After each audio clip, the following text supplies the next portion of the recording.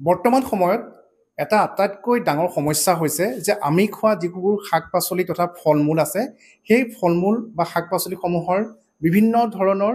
ৰোগ হয় আৰু সেইবোৰৰ প্ৰতিকাৰৰ বাবে তাত বিভিন্ন ৰাসায়নিক পদাৰ্থ ব্যৱহাৰ কৰা হয় কিন্তু ৰাসায়নিক পদাৰ্থ বা ৰাসায়নিক সামগ্ৰীৰ বিপৰীতে জৈৱিকভাৱে উদ্ভিদৰ ৰোগ কেনেধৰণে প্ৰতিৰোধ কৰিব পাৰি সেই সন্দৰ্ভত এক বিশাল গৱেষণা চলি আছে যোৰহাটত আৰু এনেধৰণৰ এক গৱেষণা পত্ৰৰ বাবে অট'নমাছ ইউনিভাৰ্চিটি অৱ বাৰ্চিলোনাৰ পৰা এক বিশেষ স্বীকৃতি লাভ কৰিছে যোৰহাটৰ অসম কৃষি বিশ্ববিদ্যালয়ৰ সহকাৰী অধ্যাপক অনুৰাগ কাশ্যপ ডাঙৰীয়াই আৰু কেৱল সেয়াই নহয় বহুকেইটা গৱেষণা প্ৰকল্প চলি আছে আৰু তাৰ পৰা যিখিনি তেওঁলোকে উদ্ভাৱন কৰিছে বৰ্তমান সেইসমূহৰ ওপৰত ট্ৰায়েল চলি আছে আমি জানিবলৈ চেষ্টা কৰিম যে আমি আছো বৰ্তমান মলিকুলাৰ প্লেণ্ট মাইক্ৰ'ব ইণ্টাৰনেশ্যনেল ক্ষমা কৰিব ইণ্টাৰেকশ্যনছ লেব আৰু ইয়াতে কেনেধৰণৰ গৱেষণা চলিছে বা কিখিনি সামগ্ৰী ইয়াত উদ্ভাৱন হৈছে আমি জানিবলৈ চেষ্টা কৰিম ডক্টৰ অনুৰাগ কাশ্যপ ডাঙৰীয়া আমাৰ সৈতে আছে যে প্ৰথমে আপোনাক অভিনন্দন জনাইছোঁ যে যিটো স্বীকৃতি আপোনাক আগবঢ়াইছে বাৰ্চিলোনা ইউনিভাৰ্চিটিৰ তৰফৰ পৰা অলপ সেই সন্দৰ্ভত ক'ব নেকি যে আপোনাৰ গৱেষণাৰ বিষয় কি আছিলে বা তাৰ পৰা কেনেধৰণে আপুনি এই সফলতা অৰ্জন কৰিছে ধন্যবাদ 2017 বৰ্ষত মই এটা ফেলোশ্বিপ লাভ কৰিছিলোঁ জলপানী লাভ কৰিছিলোঁ ইণ্ডিয়ান কাউন্সিল অফ এগ্ৰিকালচাৰেল ৰিচাৰ্চৰ পৰা আৰু সেই ফেলোশ্বিপটো লৈ মই PhD কৰিবলৈ গৈছিলোঁ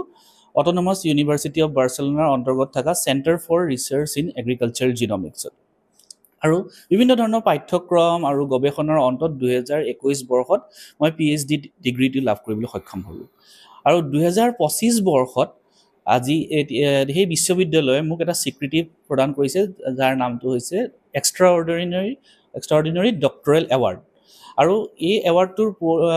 পোৱাৰ মূলতে হৈছে আমি যিখিনি তাত কৰিলোঁ গৱেষণাখিনি কৰিলোঁ আৰু কাৰণ আমাৰ গৱেষণাৰ বিষয়বস্তু আছিলে উদ্ভিদৰ ৰোগ প্ৰতিৰোধ ক্ষমতাৰ ওপৰত যেনেকৈ আপুনি জানে যে যেনেকৈ আমাৰ মানৱ শৰীৰত বিভিন্ন ৰোগে দেখা দিয়া যায় বিভিন্ন ধৰণৰ জীৱাণুৱে আক্ৰান্ত কৰে তেনেকৈ উদ্ভিদতো বহুত ৰোগে আক্ৰান্ত কৰে আৰু যথেষ্টখিনি ক্ষতি কৰে আৰু কেনেকৈ এই ৰোগখিনি নিৰাময় কৰিবলৈ তেওঁলোকৰ উদ্ভিদৰ প্ৰতিৰোধ ক্ষমতাখিনিৰ বিষয়ে আমি অকণমান উচ্চস্তৰীয় কিছুমান গৱেষণা কৰিছিলোঁ কিছুমান উন্নত প্ৰযুক্তি ব্যৱহাৰ কৰিছিলোঁ আৰু যথেষ্টখিনি তথ্য আমি যুগুত কৰিব পাৰিলোঁ আৰু এই তথ্যখিনি লৈ আমি কেইবাখনো গৱেষণা পত্ৰিকা ইতিমধ্যে প্ৰকাশ কৰিছোঁ বিশ্বৰ আগশাৰীৰ জাৰ্নেলত তাৰে এটা গৱেষণা আমাৰ প্ৰকাশিত হৈছিলে বিশ্বৰ আগশাৰীৰ জাৰ্নেল নিউ ফাইটলজিষ্টত আনকি সেই গৱেষণাটি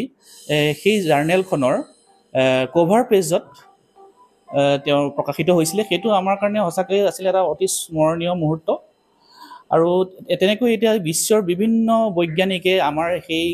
প্ৰকাশিত পত্ৰিকাসমূহ তেওঁলোকৰ নিজৰ গৱেষণাত ব্যৱহাৰ কৰিছে আৰু তেওঁলোকে চাইট কৰিছে আৰু মই ভাবোঁ এই বিশ্ববিদ্যালয়ে তেওঁলোকৰ বাছনি কমিটিয়ে সেইকাৰণে আমাৰ এই গৱেষণাখিনি ভাল পায়